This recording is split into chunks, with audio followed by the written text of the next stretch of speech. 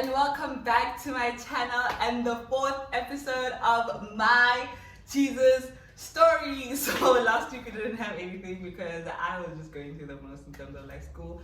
But we are back. We are very back and we are ready to take this by storm. So I have a guest with me here today, a very good friend of mine. Yeah, I suppose you can say that. Yeah. Ever since you said I wasn't your favorite person, Yeah, we can say that sometimes. Yeah. Tim said I'm not his favorite person in our home cell, and it really touched me. But anyways, he's here today, and I'm so glad to have you here. And it's really an honor. Pleasure to be here. Yeah, so this is Tim. He'll just introduce himself a little bit, tell us a bit about yourself, what you do, and then we'll get into the video. Okay, so hi guys. I'm Tim. I'm 25 years old. I've been in a church now for, this is going to be my 7th year in the church.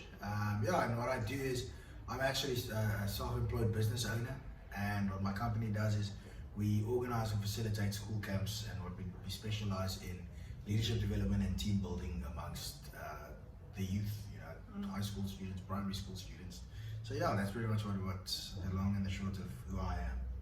Nice, thank you. So for all your team building needs, this is your guy. But yeah, thank you so much, Tim, and I cannot wait to hear your story. So let's get into the video.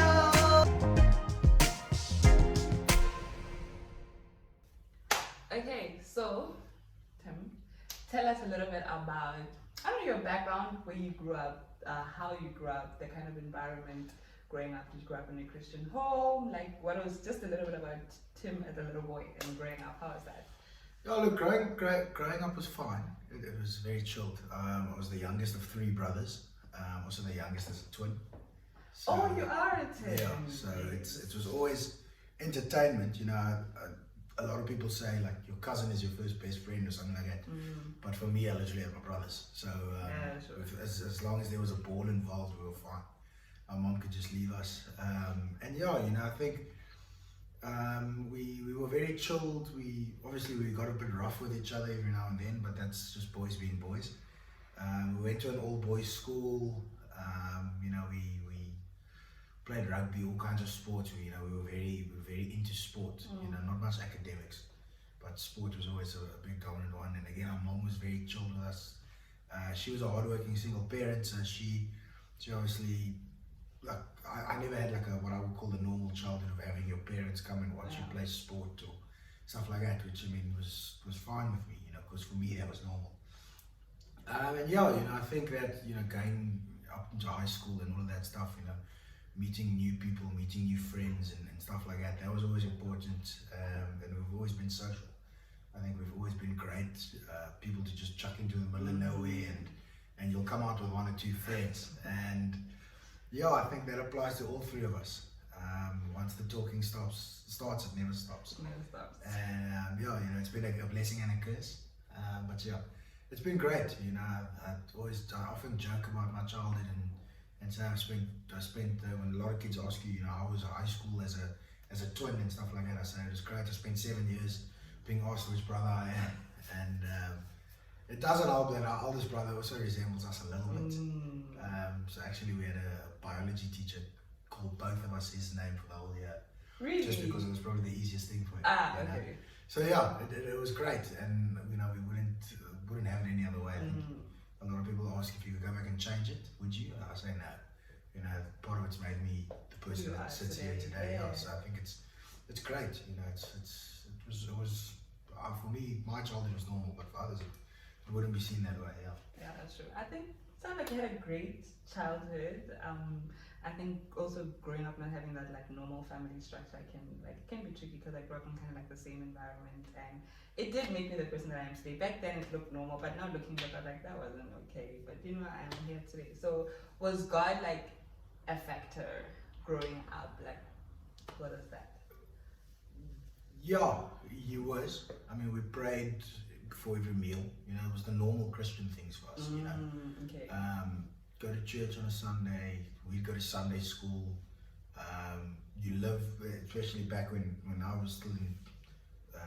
We had a very old pastor of the church, spoke in a very monotone voice, And you know, there was like, okay, you just go to Sunday school, you go there for an hour and a half, and you get back in the car, you go home. That was the It was routine. that was the Sunday Like, routine. yeah. You know, there wasn't any, you know, this or that or something like that. It was a very routine based Christianity I experienced. And you know, to this day we still pray the same prayer before supper. Before Really? lunch, Since like before childhood? meals, yeah, since That's childhood. very- And yeah, you know, that's the one prayer I've kept constant the entire time, and I think that's been great for me. And you know, like when you start getting older, then you start talking confirmation and all of that stuff. Yeah. You know, you like, I think my brother and I were 14 or 15, and you had to be 16 to get confirmed to the church. And we were like, dude, I don't want to sit another year because we're born in December. Like, I don't want to sit another year in the Sunday school. Just put us in confirmation classes early. Let's get this over with. Because then you don't have to go to Sunday school, then you go to big church, as we called it. And it was fun, you know, we learned a lot, but then again, you know, it wasn't as personal as the relationship I have now with God.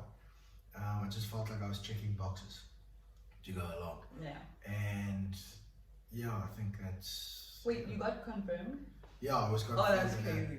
Yeah, I was confirmed. So we had a big confirmation thing. So we had like a brother church in Kenilworth. So I used to go to St. Peter's in Mowbray, opposite the taxi rank. Really? Yeah, that was Like- my first church where you used to live. Yeah. Oh, wow. Just there Okay. on the other side. And then our confirmation was held in Christchurch, Kenilworth. And Christ, I was actually Yeah. at Christchurch, like, I don't know, last week because Yeah. I forgot a worship night. That's yeah, so okay. we were at Christchurch, Kenilworth. And we were very involved at Christchurch, Kenilworth. They used to have a holiday club every year. And my brother and I used to rock up there, you know, as the St. Peter's boys. And you just rock up and yeah, it was like a big, just, it was almost like a combined house. You know, and you're there and you're running around with kids, and I think that's where, you know, passion for the future came on, just by doing that. Yeah. Okay, that's good. So you, primary, high school, and then you went to varsity, I'm guessing. I tried the varsity route. Uh-huh. 25th, I left high school in 2014. 2014. Yeah. That's such a long time Yeah, ago. I've been in high school 8 years. That is such a long time Yeah, ago. yeah. I'm old. Let's just get one thing straight. I'm old. A lot of people will be like, oh no, you're not that young. I'm old. Let's just get one thing straight. Yeah. Okay. People's kids call me Oom already. Let's just put Oom? that into perspective. But yeah, so I left high school in 2014. 2015 I went to Stellenbosch University. And that factored in way too many problems. Oh, okay. Yeah, for me. I think that's where, because I was never really much of a study bug, I always had an attitude of you know, high school and university, they always talk about the difference, but for me it was very like, it was alright, you know. And so I went out almost every week. Me and my housemates, we go out. Like out. Out. I can't see you Yeah, do that. exactly. I You look at me now and you're like, hey, agree, this guy can never be. could never picture you in that setting. Yeah, so my housemates and I would go out and come home 2 o'clock in the morning. I think it was for the first term, I had a Thursday tutorial group at 10 o'clock. And then that was for the first semester, and then for the second semester, it moved up to 9 o'clock. So I would be out on a Wednesday and then I'd wake up 8:30 because I was very close to campus. So I'd wake up 8:30, 8:45, and then I'd just take a 5-minute walk to campus. And I'll never forget, on the first time I walked in, I'd skated into the class by that much. Oh, okay. It was 1 minute past 10 when I walked into the door. Okay. And the tutorial leader was like, and he just looked at me and he was like, it's okay, I'm not going to say anything, just go. I was like, thank you, dude. And I just sat at the back of the class, leaned against the wall, and and then from there, you know, I tried studying a lot of different things. 2017 came around and I went overseas to Ireland to au pair there, au pair for 3 months, played rugby there, really enjoyed it. Came home, April started working for a company which does the school camps, and you know, did that. Was supposed to go full time into that company in 2020, in the June of 2020.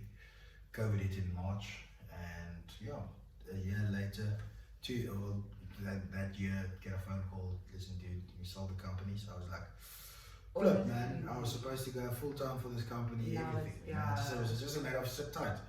And then a month later, the guy who bought it phones me and says, "Look, did you want to run it?" So I was like, "Yeah, let's go for it." You know, me and another guy who worked with us. He said, "Look, I've been in contact. The two of you chat." And we found each other and we said, "Look, let's do it." And, you know, we didn't need any convincing. It was just more of a courtesy phone call because it became such a passion for us over the years that we did it. And we said, "You know what? We're just gonna go." So we phoned him back the next day and said, "Look, we'll take it." And it's been 2 years running it now, and it's had its ups and downs and its challenges, but it's been great every single minute of it. You know, I've enjoyed it, the challenge and stuff like that. It's just been amazing. I know that the whole story when it comes to like you and finally like running the company and all of that, like a whole testimony behind that. But before we get into that, I kind of want to know from Steadies, when did you, I don't know, meet Jesus, or when did Jesus find you? When did you? It was actually the next year. So 2015 I went to Stellenbosch. I think I was at my lowest of lows in the December of that year, and I actually wouldn't have gotten saved if I didn't go work at Newlands Cricket. Really? Yeah. So I got a phone call from a buddy who was at high school with me, from grade 7 to matric. We knew each other. And he phones me and he says, "Look, dude, we're looking for people to work at Newlands. Do you want to come?" So I was like, "Yeah, look, it's pay, it's working in a bar," which is all I knew. So I ended up going, and the test match finishes the Thursday, so a day early. And my friend's like, we're just sitting there, we're doing nothing, just scrolling Instagram and stuff like that. And then he goes, "Oh, I didn't tell you, I went to Jez's church on Sunday." And I was like, "Oh, how was it?" Now, Jez is Pastor Allen's son, so we were at high school, same grade, everything, same rugby team. And he goes, "No, it was interesting, you know, because all we'd known from that time was the normal church. You know, you sit in the pew, you hymn from the hymn book, you know, communion, and all that." And I was like, "So how was it?" And he goes, "Dude, it was very different to what we know. You know, it's like, it sounds dumb, but it's like there's a band, people jump, people clap, people shout." I'm like, "What the flip is happening?" So he goes, "You should come on Sunday." So I was like, "Yeah, okay, cool, I'll go." Told my mom Sunday afternoon, "Listen, I'm just gonna go to church." So she was like, "Where?" So I was like, "No, I'm going with Sipo. We're getting a lift with one guy to Jefferson's church and see what happens." So she goes, "Okay, cool." And the guy picked me up, his name is Theo, he's still in the church now. Actually saw him today. I had like a chat with him, and we drive there and get there, and it's just like, I didn't expect to have church in a warehouse, but it was like, okay. What, this building? Yeah, the building we're in now. Okay. Yeah. And I was like, okay, you know, it's chairs everywhere. There was no balcony. Oh, so okay. It was just the flat space. And it was like, okay, yeah, cool, can get behind it. And because, you know, Matthew's so just his boss even son, you know, he was like on staff, but not on staff because we just finished high school. And the first 3 people I met were all on pastoral staff. And I was like, "Jeez, what's this going to do? He's going to pass this first." You know, can't it just be like there's a normal person, like a regular, not a pastor who's been in ministry, you know.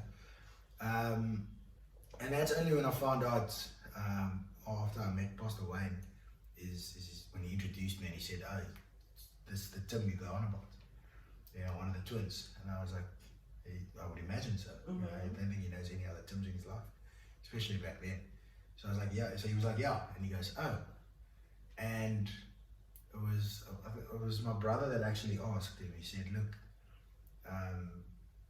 why is it a big deal, you know, that people know who the twins are and stuff like that?" And he goes, "No, it's just it's no particular reason, because I mean, obviously they heard a lot about me, and well, us, not me, us."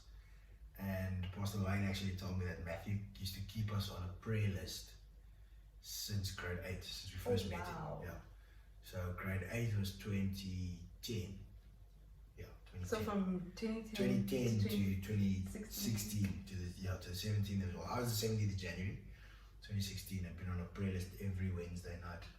Oh wow, that's very... Yeah, and it was shocking to like, not shocking, but it was like weird to hear. It is quite So in the places because you spend so much time with someone and you sit with them every day and you're like, I don't know, this guy's praying for me, But yeah, and I mean from there, I don't think I've looked back and regretted a single minute of being in a church.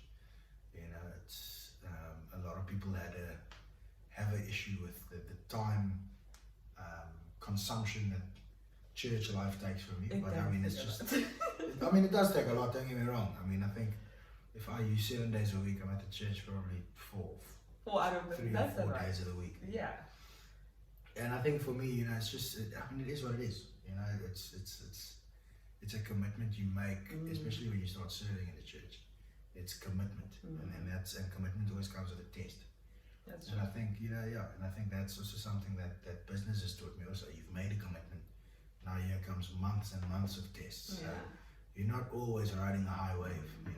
There's like 5 minutes of victory, and then you come straight back into another battle. And I think that's, but when you get through that battle, then the victory tastes even better. So you just keep waiting for it, and you just keep going, because you know that one day the victory will come. And that's true. So how was the transition from the Catholic space into like CRC now? Yeah, it was completely different. It was like head above shoulder. I think I got saved in the January, and in the May we had our first harvest event. Well, my first harvest event, and I'll never forget. I actually joked with my friend. We were driving to harvest, and we go, "Listen, bro, are we gonna jump to the songs?" Because that's so before you were not jumping to the songs. I wasn't jumping to the from songs. Jan till from like, Jan to May, I wasn't jumping to the songs. Yeah, it's just that, and a hand raise every now and then. But like, it's like as a joke, we said, let's jump to the songs tonight and sing along. Let's jump and sing. And then I was like, flip. And then I'll never forget Harvest 2016's opening song was On Top of the World by Planet Shakers. And there was like this sickle interlude.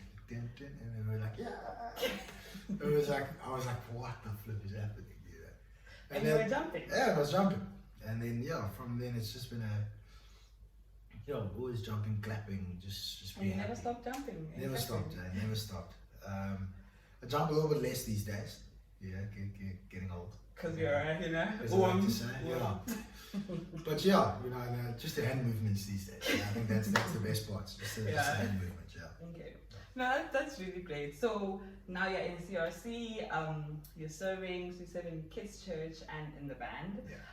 You're serving. You're fully committed. You're like hopes leader. You're within everything. How is that? Like the time, the commitment, and how has that helped? Very time consuming, but I think it has been very good for my relationship with God, especially because everywhere I've gone and every ministry, we have had great leaders. So when I started in kids' church and when I started in the band, the ministry leaders of both of them were husband and wife.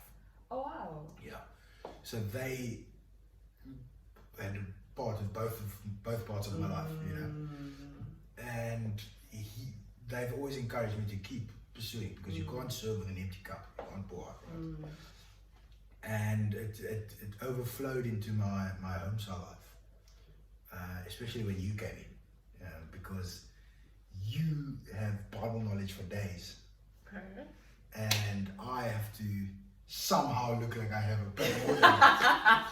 So I have to be like, okay, flip, let's go. Got Bible plan.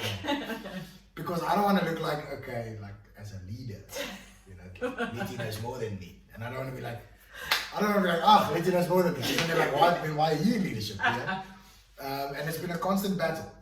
Not battle. Don't worry, it's okay. A constant thing on my mind, Sleep. And then Letty posts a story. Here's my Bible reading. I'm like, now I gotta go. So it's come with a lot of. I've made an impact. Yeah, you did. Just because of the fact that it's not how it looks, but it's good because I think one thing serving and homestyle. It does keep us accountable to each other. That's true. You know, you can tell he's reading the Bible and you can tell he's not reading the Bible. Pastor Art says it all the time.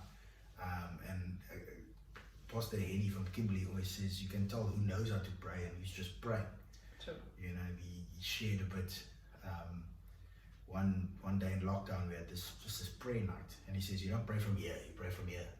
You know, it's where you actually pray from. And I think that's been a absolute thing on its own. I think the lessons that home soul serving and just leaders amongst me have taught me is that, you know, you need to be fully committed to any decision you make, and it's come with its challenges. You know, kids church one week, band the next week, or you got to do all 3 services at band, but you got to be doing this at kids church. So it's come with its challenges, and you know, I've had some struggle with it. Obviously, like one time I went and double booked myself because I completely forgot I had to serve in kids church because I didn't check the list, and I was at work and I was away on camp and everything was like all flowing in my head, and I was just like, I didn't get it. The battery just got close there. Yeah, but you can carry on. It's close there. Press close on that, and it's like not, I wouldn't say it affects you, but it just, you end up sitting and you go, flip it, could I have done it differently? Should I have even taken this on? You know, because I've met people that have served in 2 ministries, and I mean, they make it look easy, but it's very similar ministries. Not like you have to be on a Sunday ministry, you have to be in that Sunday ministry. And yeah, I think I joke about it often because Pastor Sharon asked me one day, how are you going to manage it? Yeah? And I said, I'm a trailblazer, leave me alone. I can do what I want. You know, I'm a trailblazer, I can just do it. And yeah, I think it's been great because I enjoy both of them, and I don't. Someone asked me, would you ever be able to pick between the two? And I said, no, I really wouldn't, because it's in one part it's passion, and in one part it's like passion again, and you don't want to put you don't want to put up the flame on one side just and, that's true. But I mean, I suppose there will come a day where one decision has to be made, but till that day, I think I'm just going to enjoy both of them. You know, I'm just going to enjoy both of them. But yeah. And I think you're doing. I think you make it look so easy because you're so great with the kids. I'm like, big Tim with this small babies. It looks so cute, and you're doing so well. And then you're on the band doing a guitar thing, and then I'm like, how do you even do it? Because it's a lot, and you're running your business at that, and then there's home style, and there's just like so much going on. So with the business, like I said, there's a whole testimony. I think you shared it before in home style. I think it would be nice if you also shared it. Yeah, so I started working in 2017 for the last owners, and one thing they were very passionate about is they made it their mission to just lift up people, you know, and 2017 started off great. Like I was in a really positive space. I was obviously overseas, and then as I came back to SA, it got a bit low. You know, I didn't really know what to do. And I remember a friend of mine said, look, we actually met at another friend's 21st, the night before I left. So I went for supper with church folk and had a supper and a goodbye and a farewell, and then for some reason I just popped around his house and he was like, hey Broom, it's my 21st. I was like, okay, cool. So my brother and I went in and we chatted to the guys because we were in high school together. I hadn't seen them for years. And so the last bosses, I played rugby with one of them, but I only realized that 2 months after I joined the rugby team, because when you open a number on WhatsApp, it goes groups you have in common. So I was like, oh, hectic. So the rugby team. So the rugby, I was like, jeepers, I actually know this guy. So we went for the meeting, and he basically sat me down, and before we even started, he pulled me to the side as one of the business partners was grabbing coffee. He said, look, as far as I'm concerned, you've got the job, but this is just a formality. So I was like, okay, cool. So that just relaxed me a bit. And yeah, so they used to do kids' birthday parties, and I started off doing a lot of those. And then August came, I did my first camp. So I started working for them in April of 2017. And then August came, did my first camp, and you get to spend a lot of time with them, and you get to learn from them. Like a lot of the guys saw it as, and I don't want to speak ill of them, but for them it was like a job. You know, it was like, and I mean, for me it started off as a job also. But I always took the chance and the opportunity to learn, and I think that's what church has taught me. is that Pastor Aaron always goes on about being a learner from the day you're born to the day you die. You need to learn, and I always learn from them. I always chatted to them about like work and business and personal stories and stuff like that. And the other boss who actually did the interview with me was a Christian, so we could always sit in the car and we drove together most of the time. So we'd sit and we talk church and we talk this and that and scriptures and all of that. And yeah, so I genuinely, I just knew I did what I knew, and that was serve, because it's actually, it starts off as a joke when we have a bride past Aiden's house or at anyone else's house. We always go, Pastor Aiden has a good saying of, how can God trust you with your own if you can't trust you with someone else's? And it started off as a joke with a bride grid, and then like I thought about it one day and I was like, it's very true, how can God trust me with my own vision that he has for me if I can't serve someone else's? So that's pretty much all I knew how to do, just serve. I serve the bosses, just one day they asked me, one of the bosses was in Canada with his girlfriend, who's now his wife and mother of his child, and he was like, look man, can you help me do the shopping? So I was like, yeah, sure. Get his car, go to his shops, and he was like, do you want me to pay you for it? So I was like, no, you don't have to. I'm just here. Like, I mean, I was doing nothing on Friday anyway. So I just lived, so I mean, and that just served, just gave my time out freely. I didn't want to, with no expectation of getting it back. I think that's what a lot of what I try to teach the young generation now is, there's a difference between serving and then just being there. You do it without expectation. You don't want something in return. And we worked 2017, 2018, 2019. We go through quiet months in sort of the middle of the year. But I decided, maybe I should try something different. And in the August of 2019, I told them, look guys, I'm leaving. I'm going to try something else, take my life in a different direction. And I decided to become a financial advisor. Really? Yeah, and I tried that. And I when you can tell if you're suited for a job and then you can't. That one. Like when I say like that took a drastic turn on my life, that was like the most difficult 6 months of my life. Like it was tough, like it was ruthless, it was brutal, but it prepared me because you needed to learn how to work with people.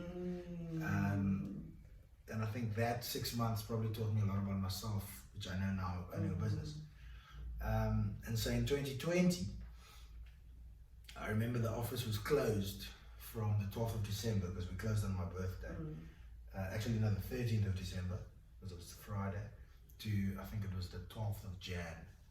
And I'll never forget, the guy who runs the bars at Newlands Cricket sent me a message on the 1st of Jan, said, hey man, look, there's a test match, you want to work? So I was like, yeah, look, we go back to the office this day.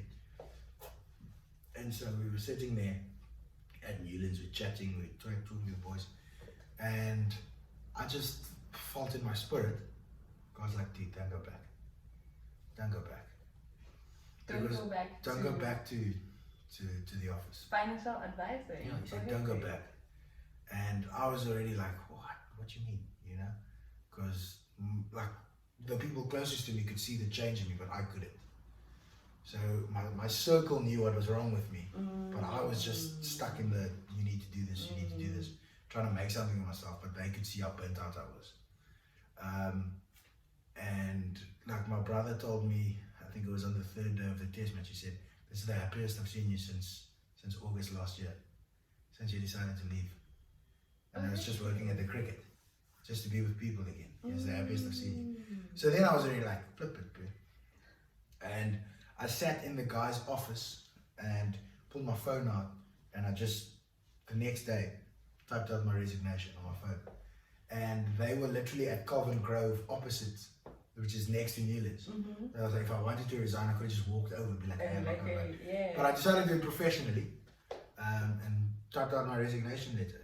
Didn't burn the bridge, but kept it intact.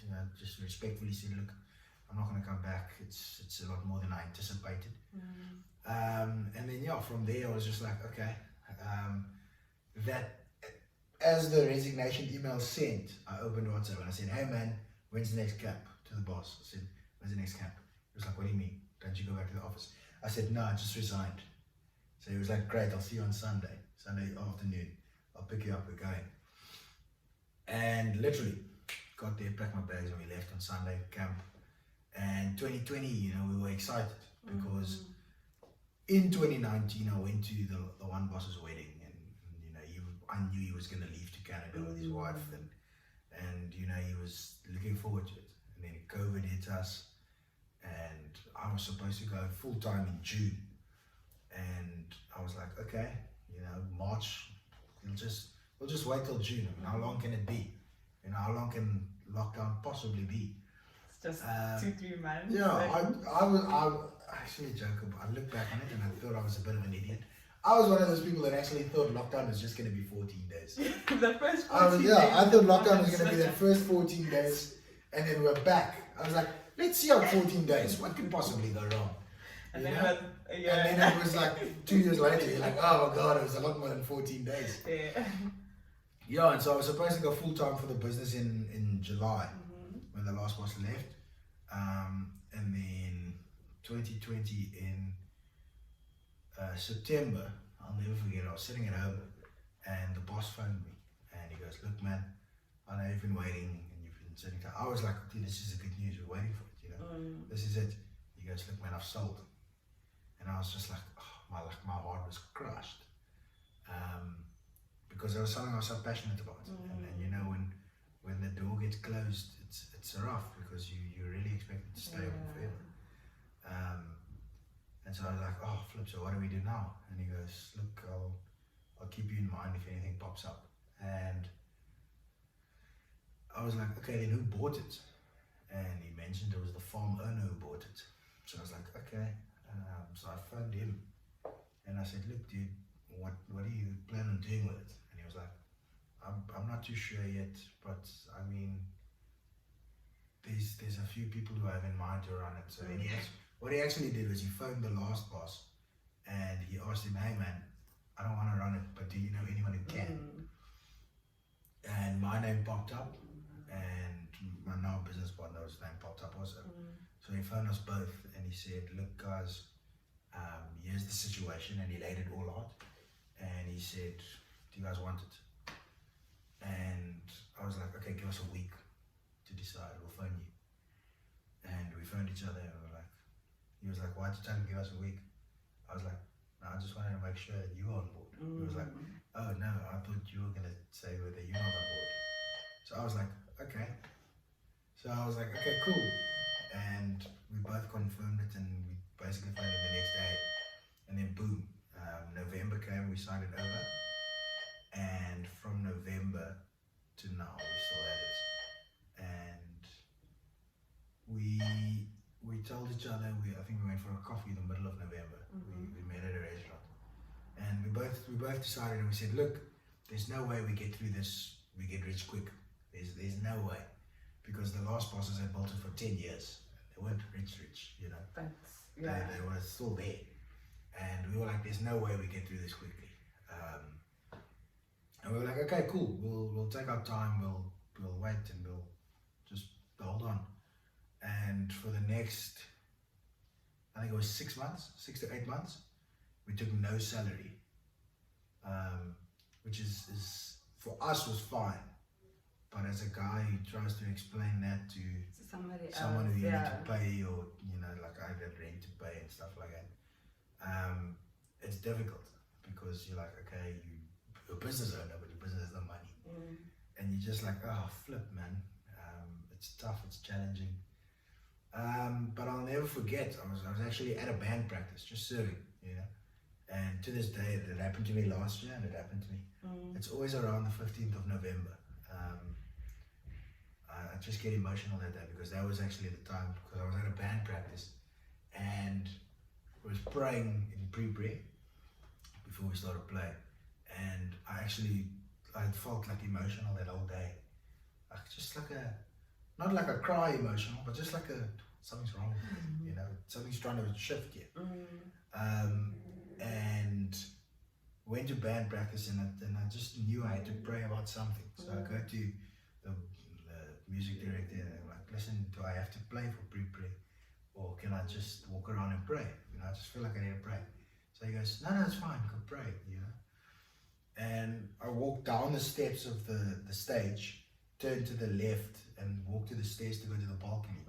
And by the time I reached that first row of chairs, I was crying. I was like, what is wrong with you, this massive guy? And I just, for the next 30 minutes, I sat on the steps of the balcony and I just cried. I was like, what? I'm sitting, t-shirt, everything, It's like horrendous. Like if I had to look at myself, I would have been like, get over yourself, you idiot. And I was like, I was just crying, I was like, it was like when you say it's solid cry, it was a solid cry. That was a real cry. Yeah, and I get up, try to compose myself, and because I was like, I'm tired of sitting now, and walk over to the stage and lean my arms on it, and lo and behold, start crying again. And in the time, I'm just like, God, why am I crying? What's going on here? I'm trying to get the words out to pray, but it's just tears coming out of my mouth. And God's going, why do you still think that this business is a decision you have to make? And I was like, well, that's it then, And the Bible says if God's for you, who can be against you? And I think we've come up against a lot of challenges, but I mean, there's nothing we haven't been able to handle. When my last car broke, it was a Saturday, and the next week we were obviously lucky enough to be able to go buy a new one, to buy another one, and I think it's been a great thing to have, and just to give God the glory of it, because it's a lot of people ask me, why in the middle of the fourth wave do you decide, just let's sign a business over, let's take over a business. And I was just like, I can't tell you. For me, I just didn't doubt once. From that one band practice, I knew that whatever God says for the business is going to happen. Whether I have to get approval for it or not, I'm going to do it. And, we've been good. It's been a great year so far. We're approaching quiet time. But I think, as we get back to it, we talk about the milestones that we want to hit, and I joked about it with my business partner a few weeks ago. We were both driving in the bucky from the shopping, and he said, do you know how long it took the last bosses to buy a bucky for the company? I was like, 10 years, because they had it from 2007 to 20. No, from 2010 to 2020, they had it. And he was like, yeah, it took them 10 years to buy a bucky. It took us 2. Now, he's not the most spiritual guy. But, yeah. But I was like, my God, let's just be real here. This is great. We've accelerated it 5 times the pace in a tough time. It's not because I'm sending more emails than anything. Because, I hate emails. Like, I hate it. But it's like everything we can say for that business has just been a testimony of what God will do, not of what we will do. Because there's times I really thought, this is it, we're done. And next thing you get a phone call, hey man, we want to book a camp. Awesome. So yeah, it was a tough time, but I think it's been absolutely rewarding, and I wouldn't change it for the world. That is, the whole story got me, feeling mushy and everything, hearing about how you cried and went to God and but I like how you always consulted God with everything and through your whole journey with this like business, because I see a lot of people like to separate, like this is my church life, this is my business life, and you kind of like mash the two together because who's Tim without God, and everything that you are, God needs to be in there too. So that's really like amazing, and your story as well is like super amazing, sitting in here because I know you from home style, but I've never really heard most of the details that you shared here today, and I'm just really inspired by it, and I'm like, wow, this is so great, So thank you so much for honestly sitting here and sharing with so much like openness, transparency, and not hiding anything and just bearing yourself. I am so grateful that Yeah. So before we finish off, what is like, I don't know, advice that you would give young men, say around your age, because I've spoken to people that were like early 20s, yeah, like mid 20s. So advice for people around your age in terms of like their walk with God and all of that.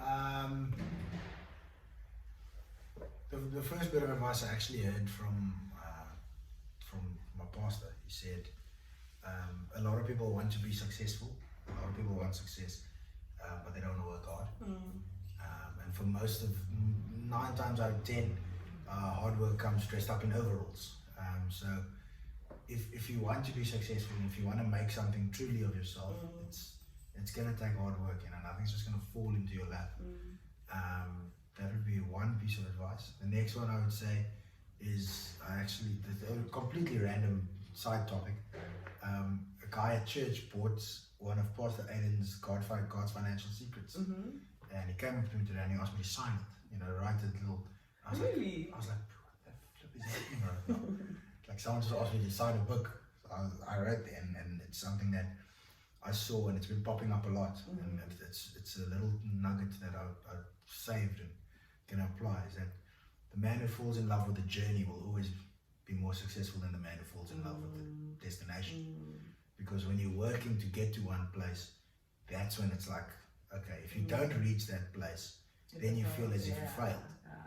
But if you fall in love with the journey, you can simply just turn around and see what you've done and how far you've come. Like I look back at 2010 Tim, 14 years old, starting high school, and I look at 2014 Tim, who left high school as an 18-year-old, and I'm like, there's just a complete difference. Now I look at me now, 7 years later, and I'm like, you're completely different. You've changed, and I think it's find someone that will hold you accountable. I think that's always the most important thing. Is you need people around you in your life to hold you to the standard that they hold themselves to, but also hold you to the standard that they know you can be at. And I think that's been, with the church, with business, with my staff, is I know how much potential lies in each and every single one of them, and I know what they are capable of, and I hold them to that standard. Now, they're not always going to reach that standard because we're not perfect, and thank God for that. That we're not perfect, but if you strive for a level of perfection that you're constantly going to want to achieve, you will get to a level where it looks perfect to the outside eye, but you will nitpick the smallest things of yourself. So don't judge yourself too much. TD Jakes says the comparison is the killer of joy. It is. And just stop comparing to yourself. I think we live in a society today where it's very easy to compare with each other, and I think that's why a lot of people stop doing what they do, because it's not taking off, and it's no one's liking it. But honestly, comparing yourself to another one is pointless, because we're all different individuals and we're all just living our own lives. And I think that would be the best one. I decided this year I'm gonna just change up my mindset to it, which is you just stop trying to impress people.